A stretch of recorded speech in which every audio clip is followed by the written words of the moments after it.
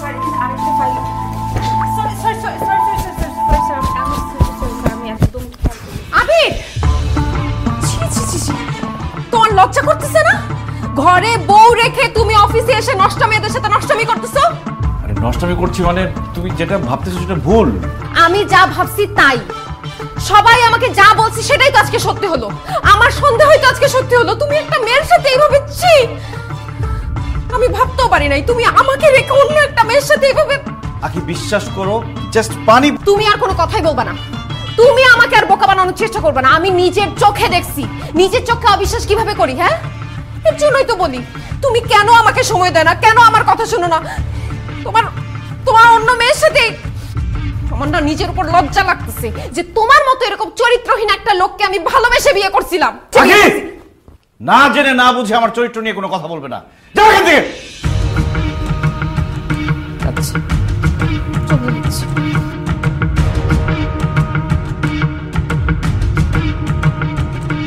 বোমা বোমা বোমা প্লিজ আমাকে শোনো যেতে বোমা, দেন। একটু শোনো তুমি যেতে। বোমা বোমা কথা শোনো আপনার। কি ব্যাপার আখি, তুমি কোথায় যাচ্ছ?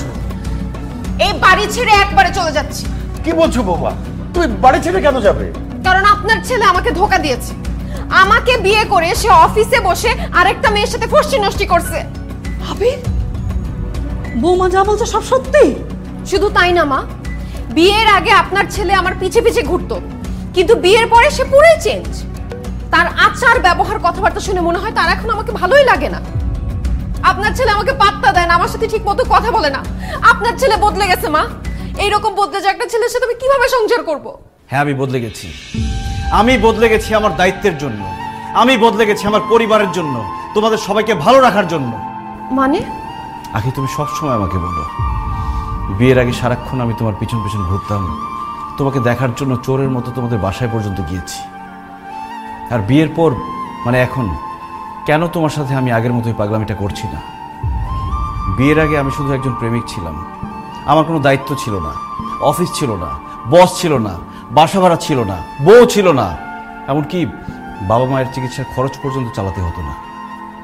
আমার পৃথিবীতে ছিল শুধু তুমি আর তুমি, তাই শুধু তোমাকে দেখতে চাইতাম, তোমার পিছন পিছন ঘুরতাম, তোমার জন্য পাগল হয়ে যেতাম। বিয়ের আগে তুমি শুধু আমার প্রেমিকা ছিলে, তোমার জন্য আমার এক্সট্রা কোনো খরচ করতে হতো না। কিন্তু বিয়ের পর তো তুমি আমার বউ, তোমার ভরণ পোষণ, তোমার দায়িত্ব, তোমার থাকা খাওয়া সব কিছুর দায়িত্ব আমাকে নিতে হচ্ছে। আমাদের বাসা ভাড়াটা এখন আমাকে দিতে হয়, আমার বাবা মায়ের চিকিৎসার খরচ আমাকে দিতে হয়। আর এই সংসারের পুরো দায়িত্বই তো এখন আমার। আর আমার চাকরি আছে, সেখানকার কাজটাও তো আমাকেই করতে হয় আখি, বসের মন জুগিয়ে চলতে হয়। তুমি সবসময় আমাকে বলো না আমি তোমার পাশে শুয়ে থাকি, কিন্তু তারপরও তোমার সাথে হাসি মুখে কেন কথা বলি না? কারণ আমি তখন চিন্তা করি, আমি ভাবি যে আমার বউটার মুখে সবসময় হাসি কিভাবে ধরে রাখতে পারবো। ওই দিন তুমি সাজগোজ করে নতুন শাড়ি পরে আমার সামনে এসেছিলে, আর আমি তোমার প্রশংসা করিনি বলে তুমি আমার উপর রাগ করেছো। কিভাবে আমি তোমার প্রশংসা করব? আমি তো তখন ভাবছিলাম যে আমি কিভাবে আমার বউকে আরেকটা নতুন শাড়ি কিনে দিতে পারবো, কিভাবে আমার বউটা সবসময় সাজগোজ করে থাকতে পারবে সেটা নিয়ে ভাবছিলাম। আমি প্রশংসা করতে পারিনি। এই জন্য আমি 9টা থেকে 5টা পর্যন্ত অফিস করি, মাঝে মধ্যে এক্সট্রা কাজও করি। অফিসে বসের সাথে কথা বলে, কলিগদের সাথে কথা বলার পর আর কথা বলার মতো কোনো শক্তি থাকে না আমার, তাই এসে আমি শুয়ে পড়তে চাই। আখি, দিন শেষে আমিও মানুষ, আমি রোবট না, আমিও ক্লান্ত হই, আমারও ঘুম আসছে, আমার ঘুম আসতে ইচ্ছে করে। তুমি সবসময় বলো না কেন আমি কাজকে সবসময় প্রাধান্য দিই, বসকে সবসময় প্রাধান্য দিই? আমার বসকে যদি আমি প্রাধান্য না দিই, আমার চাকরিটা চলে গেলে আমি তোমাদেরকে কোথায় রাখবো, কি খাওয়াবো? আখি, প্রেমিকের সাথে কখনো স্বামীর তুলনা করো না। একজন প্রেমিকের কোনো দায়িত্ব নেই, সে অনেক কিছুই করতে পারে, কিন্তু একজন স্বামীর মাথায় তার স্ত্রী, তার সংসার, তার বাবা মা সব কিছুর দায়িত্ব থাকে।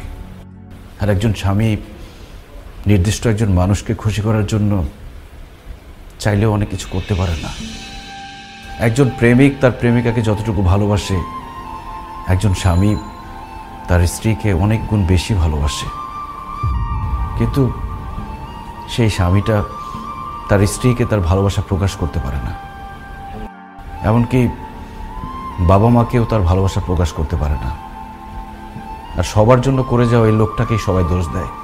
ওই যে কথায় আছে না, যে করে বেশি তার দোষও বেশি।